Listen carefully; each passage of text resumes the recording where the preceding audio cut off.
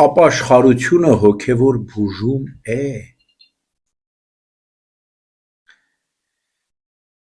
Ինչպես մարմնավոր բուժման համար անհրաժեշտ է ախտորոշումից հետո բուժման հրահանգ եւ ամենակարևորը մանրակրկին բուժում հարատև, այդպես էլ հոգևոր կյանքում նախ եւ առաջ ախտորոշում պետք է լինի։ Հիվանդը երբ որ գնում է բժշկի մոտ, ինչ է անում։ Առաջին հարցը բժշկի որն է, ինչ գանգատներ ունես։ Գանգատ որն է։ Քեզ հուզող առողջությանդ խաթարված, առողջությունդ քանդող, քայքայող, ինչ գանգատներ ունես։ Այդպես էլ մարդը որ գնում է ապաշխարության, պետք է պատասխանի հոգևորականի, ինչ մեղքեր ունես։ Մտքով ես այդ մեղքերը գործել,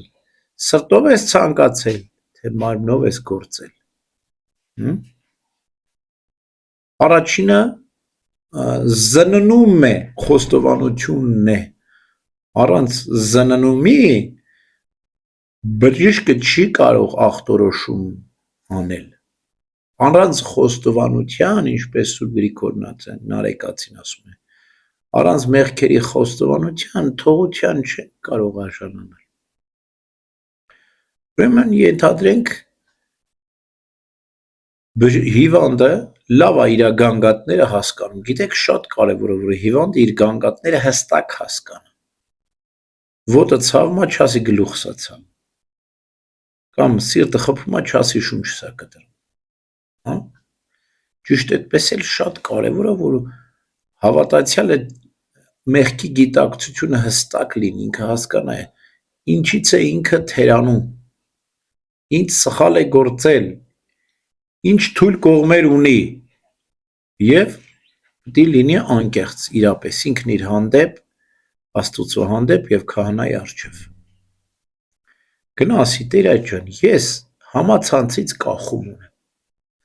Ես խաղամոլությունից կախում ունեմ, ես խմիչքից կախում ունեմ, ես կանանցից կախում ունեմ, ես սրանից կախում ունեմ։ Դու ինձ օգնիր, բուժեք։ Եվ մանրամասն, երբ որ քննվում է ամեն ինչ, հստակ ախտորոշում է կատարվում, արդեն հմուտ բժիշկը բուժում է նշանակում, ապաշխարություն է նշանակում։ Ապաշխարություն ինչ է, բուժում է։ Եթե դու ուզում ես բուժվել, ուրեմն պետք է ապաշխարես։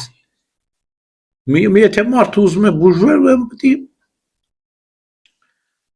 հետևի բժշկի խրատներին, հոգևորականի խորհուրդներին։ Եթե տեսնում ես, որ դու համացանցից կախում ունես, ասում ես, որ գիտես ինչ կա, լավ կլինի դու որ գրքեր կարդաս։ Քո պարապ ժամանակը գրականությամբ լցվես, ամեն տեսակի գրականություն կա, սա շատ ավելի օգտակար է, քան թե համացանցից օգտվես։ Եթե խաղամոլությունից կախվածություն ունես, դու պետք է լավ իմանաս, որ դա չար սովորություն է, որ այնտեղ դու չես կարող օրհնություն ստանալ, չես կարող վաստակել խաղամոլությունից ձեռք բերված գումարը, նախ գումարել չես ձեռք բերում, ինչ էլ վաստակես հարամ է, հալալ չի։ Մեր Տերը Ադամին ինչ ասաց, երեսիդ քրտինքով հաց ուտես, ոչ թե խաղամոլությամբ վաստակես հաց ուտես, չես կարա, չես մարսի այդ փողը դու։ Շնությունից կախվածություն ունես, ուրեմն ծոմ պիտի պահես, պահք պիտի պահես, աղոթք պիտի անես, բուժում ամեն հիվանդություն իր բուժումն ունի, հա։ Եվ այսպես, երբ որ բուժումը ստանում է հավատացյալը, պետք է լրջորեն մոտենա այդ հարցին, ոչ թե մատների արանքով նայի։ Եթե դու բուժմանը չհետևեցի, հիվանդությունը կրկնվելու է։ Եվ սա ավելի վտանգավոր է, այսինքն խոստովանությունից հետո վերադառնալ նույն մեղքին, նշանակում է խոզը նորից թավալվում է տիղմի մեջ, շունն էլ դառնում է իր փսխածին։ ասում է Պետրոս Առաքյալը, հա։ Վերադառնալ նույն մեղքին, դա նշանակում է խոստովանությունից հետո չլսել բժշկին, չհետևել կարգ ու կանոնին, չբուժվել նրան նույն չարիքի մեջ։ Ուրեմն ապաշխարությունը ինչ է։ Մեղքերի թողության ընթացք է, գործված մեղքերի։ Ապաշխարությունն ինչ է։ Ապագա մեղքերից ապահովագրվելու միջոց է։ Երբ որ դու դեռևս քո հանցած մեղքերը չես վճարել, չես ապաշխարել, դու բնականաբար վախենում ես հետագայում մեղք գործել։ Այսինքն ապաշխարությունն է բուժման ընթացք է։ Եվ եթե մարդ հիվանդը հստակ է կատարում իր բուժումը, վախենում է նորից նույն սխալները գործել, որտեվ հիշում է, որ այսքան բուժում եմ անցել, ամբողջ արածս ջուրը գցե։ Ճիշտ այդպես էլ ապաշխարությունը հոգենորոգության խորհուրդ է։ Եթե մենք ապաշխարության ընթացքի մեջ ենք,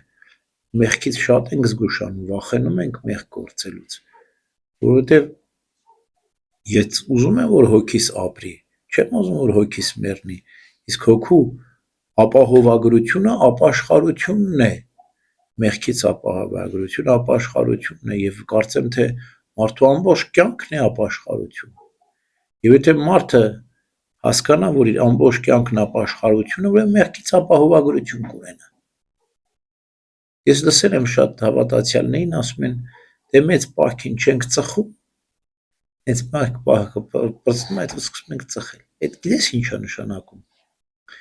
Դիմանում ենք, որ դրանից հետո մի լավ ծխենք։ Սուրբ Գրիգոր Տաթևացին ասում է,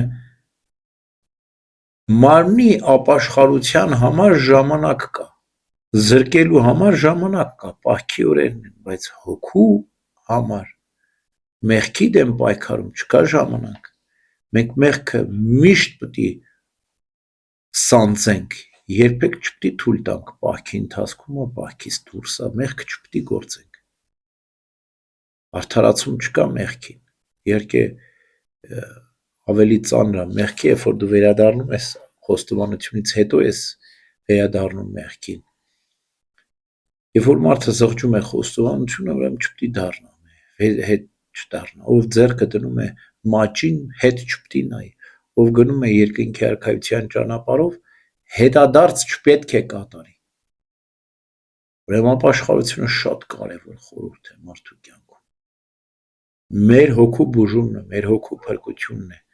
Մենք մեր ամբողջ կյանքը պետք է ապաշխարենք։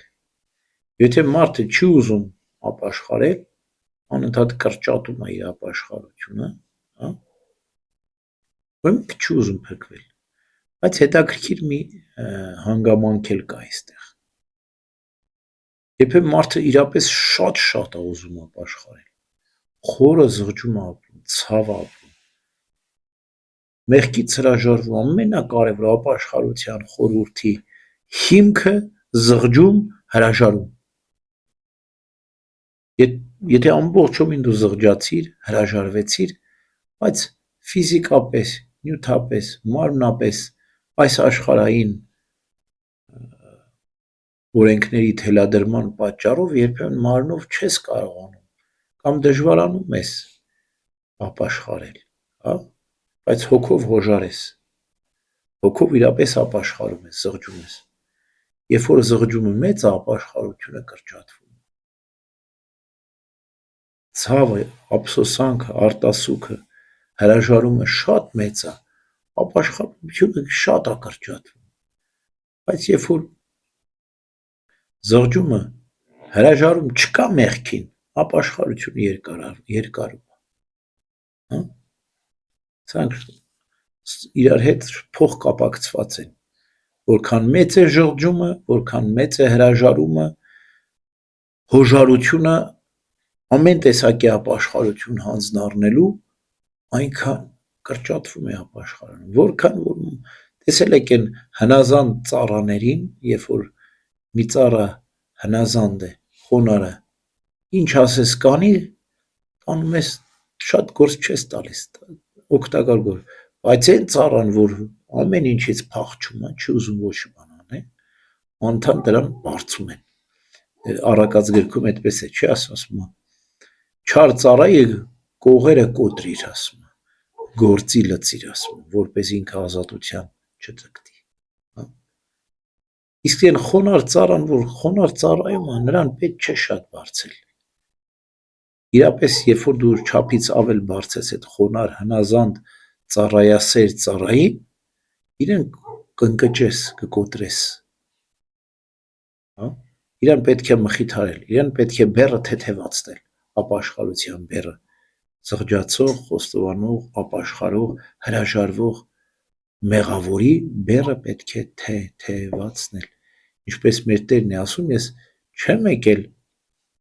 արդարներին կանչելու, այլ մեղավորներին ապաշխարության։ Նա ով իրան արդար է համարվում, ու իրեն մեղավոր չի համարում, Քրիստոս իր համար չի եկել,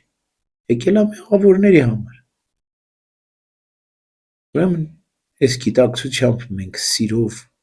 կրենք Աստծուց տրված ապաշխարություն։ Իրապես ապաշխարություն դա երջանկություն է։ Երբ որ մարդը վստահ գիտի, որ այս բուժումն անցնելուց հետո առողջ կլինի, ուրախ կլինի, երջանիկ կլինի, ցավեր չունենա այլևս, ապա սիրով հանձն է առնում ամեն տեսակի բուժում։ Այդպես էլ մեղավորը, երբ գիտի ապաշխարությունն անցնելուց հետո մեղքերին թողություն է ստանալու, եւ արդեն զգում է մեղքերի թողությունը ապաշխարության հենց սկզբում, զղջումով, արտասուքով, ուրեմն ապաշխարություն ուրախություն է, ինչպես մեր Տերն է ասում, թե երբ որ ծոմ պահեք, տրտմերես մի եղեք, այսինքն երբ որ ապաշխարեք, մի տխրեք, ուրախացեք, ասում փառք տվեք, Տեր Աստված, ինչ լավ է, ես իմ մեղքերից կազատվեմ, թողություն կստանամ, ամեն։